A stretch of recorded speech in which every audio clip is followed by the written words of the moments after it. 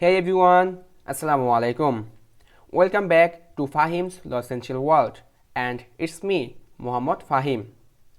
So, dear learners, আজকে আমাদের আলোচনার বিষয়বস্তু হচ্ছে The Registration Act 1908, Act Nong 16 of 1908. Overall conceptual discussion on Part 2 about the establishment of registration, Section 3 to 16. Before starting my today's lesson, please make sure to hit the subscribe button and to turn the notification bell so that you don't miss out any upcoming videos of Fahim's Law Essential World. Now, let's begin with the today's lesson. The Registration Act 1908, Chapter 2, Section 3 to 16. Chapter 2 এর অধীনে মূলত এই আইনের উদ্দেশ্য বাস্তবায়নের লক্ষ্যে 4টি office স্থাপনের কথা বলা হয়েছে, যেমন inspector general of registration, registrar, inspector of registration and sub registrar.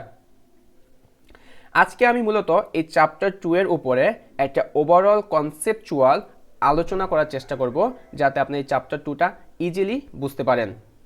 এই চ্যাপ্টার 2 এর অধীনে আমার আরও 2টি প্রিভিয়াস লেকচার রয়েছে, যেখানে আমি এই চ্যাপ্টার 2 এর অধীনে সেকশন আছে ওই সেকশন অনুযায়ী এক্সপ্লেন করার চেষ্টা করেছি অ্যান্ড বোঝানোর চেষ্টা করেছি। ওই ভিডিও যদি অলরেডি আমার ইউটিউব চ্যানেলে আপলোড করা আছে অ্যান্ড লিঙ্ক ডেসক্রিপশন সেকশনে দেওয়া আছে, আপনারা চাইলে সেখান থেকে ইজিলি অ্যাক্সেস নিতে পারেন। যাদের প্রয়োজন যে না আমরা এই আইনের মূল প্রভিশন অনুসারে এই আইনটি বোঝার চেষ্টা করব, তারা অবশ্যই আমার ওই প্রিভিয়াস 2টি লেকচার দেখবেন। তো শুরু করা যাক। Inspector general of registration. Inspector general of registration সম্পর্কে বলা হয়েছে বাংলাদেশ সরকার তার এখতিয়ারভূত এলাকার জন্য, অর্থাৎ বাংলাদেশের জন্য একজন ইন্সপেক্টর জেনারেল অফ রেজিস্ট্রেশন নিয়োগ দিবেন আন্ডার সেকশন 3। সরকার যদি মনে করেন তিনি ইন্সপেক্টর জেনারেল অফ রেজিস্ট্রেশনকে নিয়োগ না দিয়ে অন্য যে কোনো ব্যক্তিকে তিনি এখানে নিয়োগ দিতে পারেন, এবং ওই ইন্সপেক্টর জেনারেল অফ রেজিস্ট্রেশনের উপর যে পাওয়ার অ্যান্ড ডিউটিসগুলো ছিল তার সম্পূর্ণটুকু অথবা আংশিক কোনো অংশ সরকার যে ব্যক্তিকে অ্যাপয়েন্ট করছেন সেই ব্যক্তি এখানে পারফর্ম করতে পারবেন। এটা মূলত সেকশন 3তে বলা হয়েছে। সেকশন 10 এ মূলত সেকশন 10 অ্যান্ড 13 এ মূলত ইন্সপেক্টর জেনারেল অফ রেজিস্ট্রেশনের পাওয়ার অ্যান্ড ডিউটি সম্পর্কে বলা হয়েছে। সেকশন 10 এ বলা হয়েছে যখন রেজিস্ট্রার তার নিজ জেলায় কর্মরত অবস্থা ব্যতি রেখে অন্য কোনো কারণে যদি তার অফিসে অনুপস্থিত থাকেন অথবা তার পদটি সাময়িকভাবে শূন্য থাকে, সেক্ষেত্রে কী করবে? সেক্ষেত্রে ইন্সপেক্টর জেনারেল অফ রেজিস্ট্রেশন যাকে উপযুক্ত মনে হয় এই পদের জন্য তিনি তাকে এখানে অ্যাপয়েন্ট করবেন, এবং সেই ব্যক্তি এই রেজিস্ট্রারের যে সকল পাওয়ার অ্যান্ড ডিউটিস আছে সেগুলো সে পারফর্ম করবে until the vacancy is filled up by the government of Bangladesh. এটা বলা হয়েছে সেকশন 10 এ।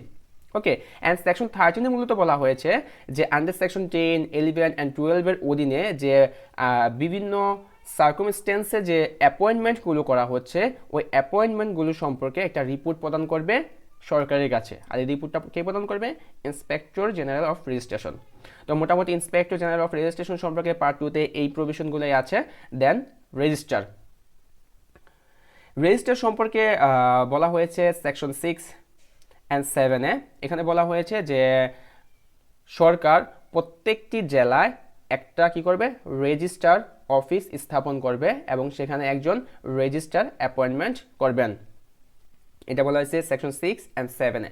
সেকশন 10 এ বলা হয়েছে যে যদি রেজিস্ট্রার কি থাকেন, অ্যাবসেন্স থাকেন, সেক্ষেত্রে প্রসিডিউরগুলো কি হবে অথবা তার অ্যাবসেন্সে তার কার্যকলাপগুলো কে পারফর্ম করবে, এই রিলেটেড কথাবার্তা বলা হয়েছে সেকশন 10 এ। সেকশন 10 এ বলা হয়েছে যে আমি একটু আগে যেটা বললাম যে সেকশন 10 এর অধীনে যদি রেজিস্ট্রার কি থাকেন, অনুপস্থিত থাকেন, তারা অফিস থেকে অথবা সাময়িকভাবে তার পদটা শূন্য থাকে, সেক্ষেত্রে ইন্সপেক্টর জেনারেল অফ রেজিস্ট্রেশন কী করবেন? এখানে তিনি যাকে উপযুক্ত মনে করেন তাকে অ্যাপয়েন্টমেন্ট দিবেন।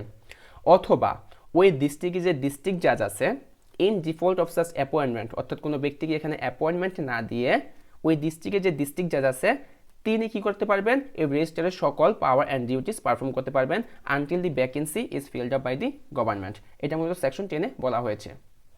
দেন সেকশন 11-এ বলা হয়েছে তিনি অর্থাৎ রেজিস্ট্রার তার জেলায় কর্মরত অবস্থায় আছেন, কিন্তু সামহাও দেখা গেল তিনি 7 দিনের জন্য দেশের বাইরে যাবেন, তো এক্ষেত্রে তো 7 দিন তার অফিসটি শূন্য থাকবে কারণ রেজিস্ট্রার নেই, অথবা 2 দিনের জন্য দেখা যাচ্ছে দেশে কোথাও যাবে, হয়তো কোনো অকেশনে যাবে, তো সেক্ষেত্রে কী করবে রেজিস্ট্রার, তিনি কি করবেন তার সাবঅর্ডিনেট যে সাব রেজিস্ট্রার আছেন সেখান থেকে যে কোনো একজনকে কী করে যাবেন এখানে অ্যাপয়েন্টমেন্ট দিয়ে যাবেন যে আমি যতদিন পর্যন্ত না আমার পদে ফিরে আসছি তুমি আমার সকল কার্যক্রমগুলো পারফর্ম করবা।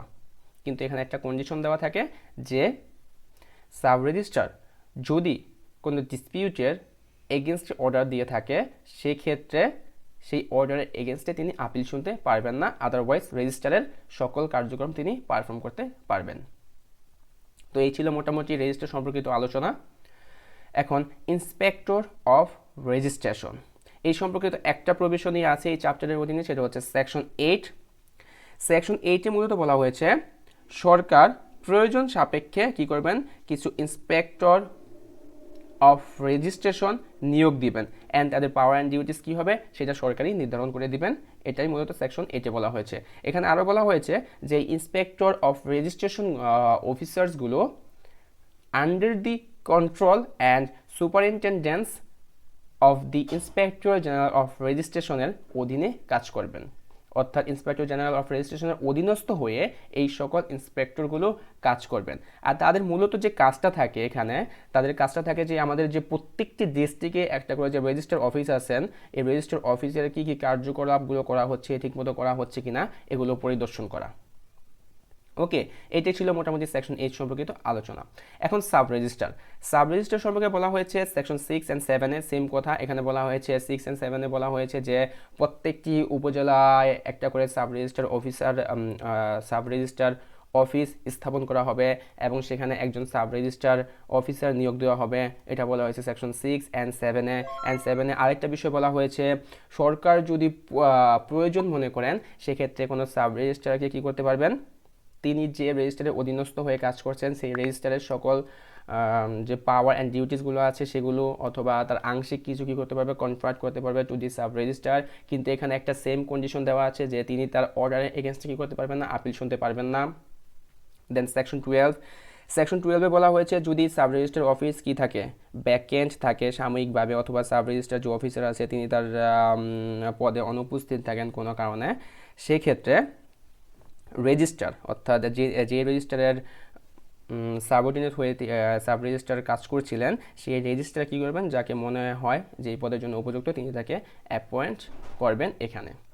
তো এই ছিল মোটামুটি একটা overall conceptual discussion under the chapter 2 section 3 to 16 about the 4 offices inspector general of registration, registrar, inspector of registration and sub registrar. এছাড়াও আরও কিছু জেনারেল প্রভিশন আছে, এর মধ্যে আমি 2টা প্রভিশন বলে দিচ্ছি, যদিও এগুলো আমার প্রিভিয়াস লেকচারে আলোচনা করা হয়েছে। যেমন সেকশন 15-এ বলা হয়েছে যে প্রত্যেকটি জেলার রেজিস্ট্রার অ্যান্ড সাব রেজিস্ট্রার কী করবেন, তাদের নিজস্ব একটা সিল ব্যবহার করবেন। অ্যান্ড সেকশন 16-এ বলা হয়েছে যে সরকার টাইম টু টাইম কী করবেন, দলিল রেজিস্ট্রেশনের জন্যে রেকর্ড সমূহ নিরাপদে রাখার জন্যে কী করবেন প্রয়োজনীয় ব্যবস্থা গ্রহণ করবেন, অ্যান্ড প্রত্যেকটি রেজিস্টার অফিসে তিনি টাইম টু টাইম বই সরবরাহ করবেন। তো এই ছিল মোটামুটি ওভারঅল আলোচনা, আশা করি আপনারা সবাই বুঝতে পেরেছেন।